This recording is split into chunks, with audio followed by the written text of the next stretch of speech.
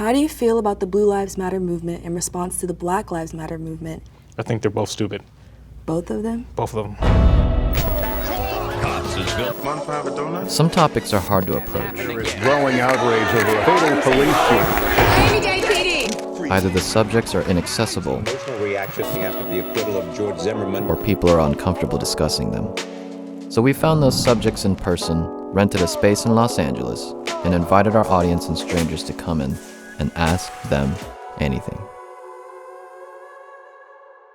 Hello, my name is Dorian. I'm a deputy sheriff for a local sheriff's department, and I'm here to answer some questions.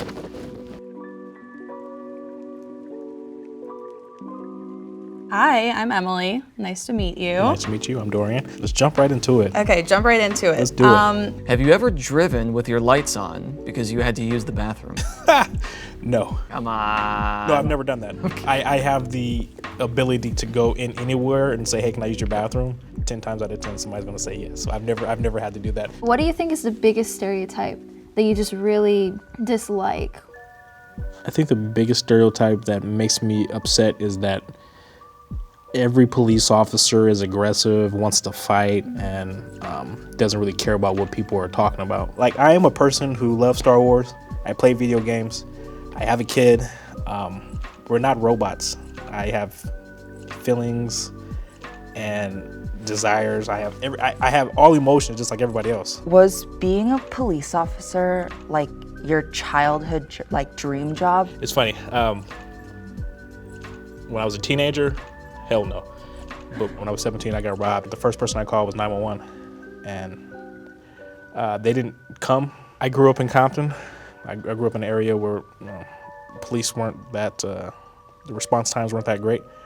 So I said at that point in time, I'm going to try to become a cop so I can help somebody not feel the way I felt that day when I got robbed. What's the most bizarre thing you found in someone's trunk? A dead body? No. Wow. Okay. I guess you can call that bizarre. What is a call that you'll remember for the rest of your life? The one that I will remember the most, that has the biggest impact ever, is the call of an officer down in Palm Springs where 2 officers were killed. One was shot and wounded, but one of the ones that were killed was the wife to one of the buddies that I went to the academy with. How long ago was that? In 2017. Dang. I'm sorry. Do you ever get scared to do your job? I wouldn't say it's scared. I would say it's more of a, I don't want to die. I have a little one at home. I have a girlfriend at home. I don't want to die. I wouldn't say it's a fear. It's an understanding that it's a possibility that I may get shot and killed on the job. It's just a caution. The way that police are kind of held to the whole protect and serve model, do you feel like police are keeping that mentality as far as when there's corruption in your work environment? Absolutely. A lot of people don't see when police officers get fired. I know the high profile cases, people want the people fired immediately. I want this because we're in a type of environment nowadays that it needs stuff to happen now, regardless of what, any type of investigation needs to happen. But we get in trouble all the time. Police officers get fired all the time. We are held to a high standard. It's just people don't see it. Do you ever encounter any moral conflict doing your job? All the time. Yeah. All the time, yeah.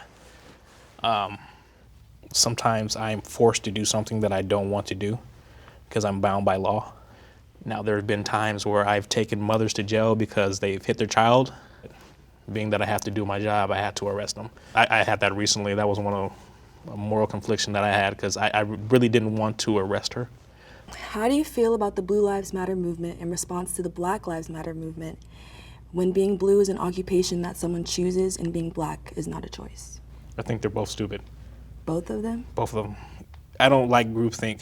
I don't like belonging to one group and having to think about only what that group thinks. I think that's interesting.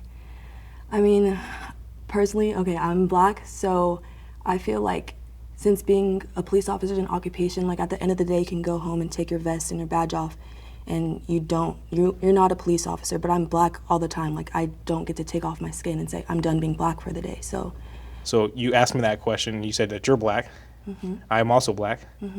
I like I said, thought is not monolithic. You can't just agree with everything that you see based on the group. So that's why I say both of them are stupid, including all those groups. All lives matter, it doesn't really matter. To me, I just want to be respected as a human being. I will respect everybody that respects me. Once you cross that line of disrespect, I can't say what I want to do at that point in time. So in instances of like, let's say Eric Garner is the very prominent example. Do you think situations like that, which happen very often, are created by a structure of policing, like fear-based training? Or do you feel like these things are just a part of what bad cops do, or if you even believe in bad cops? Well, I'm going to have to push back and you say that they happen very often. I think they're highlighted now, but I don't think that they happen very often. But what I see sometimes are bad tactics, bad training. I don't necessarily see bad officers until it's like, I think that cop that shot that guy in the back in South Carolina, like watching that was entirely wrong. But if you're talking about a situation like Eric Garner, if that is against their policy to use the chokehold, then he was in the wrong. A man lost his life. That person should have been reprimanded. It shouldn't have took 5 years. I don't know their process in New York, right. But I take what I see on a situation by situation basis, and then I also need to have all the facts before I can make an opinion about it. Because our job is to enforce laws. It's not to have I don't really have a personal opinion when I'm on the job. You're a human being. Absolutely. I mean, it's going to happen. Implicit bias is still there. Yeah, absolutely. And I understand that implicit bias sometimes turns into fear, which sometimes turns into negative consequences. But that's on both sides.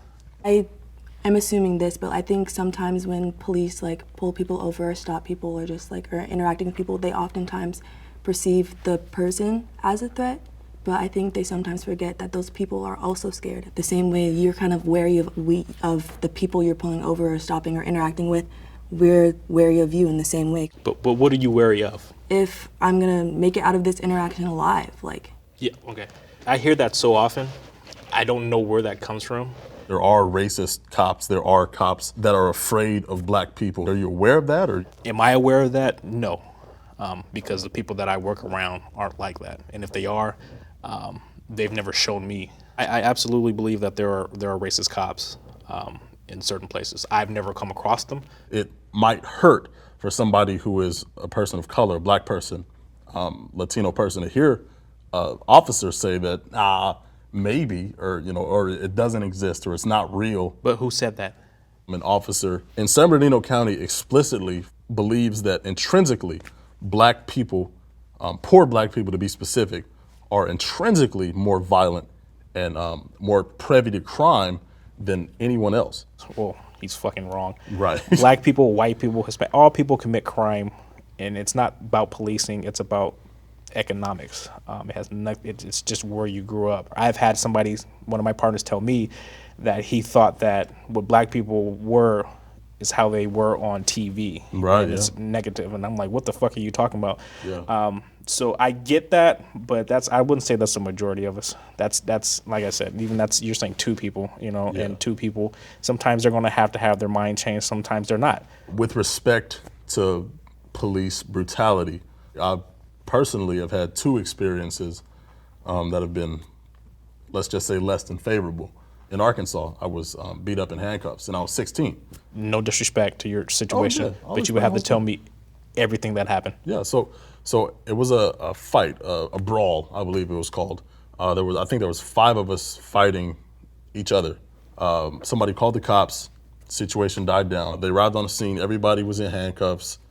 They told us we were all going to jail. We understood, sat down on the curb. We were still talking to each other.